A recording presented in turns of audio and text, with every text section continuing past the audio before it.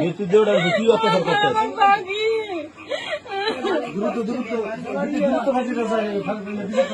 আমার ফাঁসি চাই। যে কষ্ট করে আমার বাবারে মারছে প্রত্যেককে ফাঁসি চাই। এসে দেখেন কিভাবে মারছে আমার পাখিরে, কিভাবে মারছে।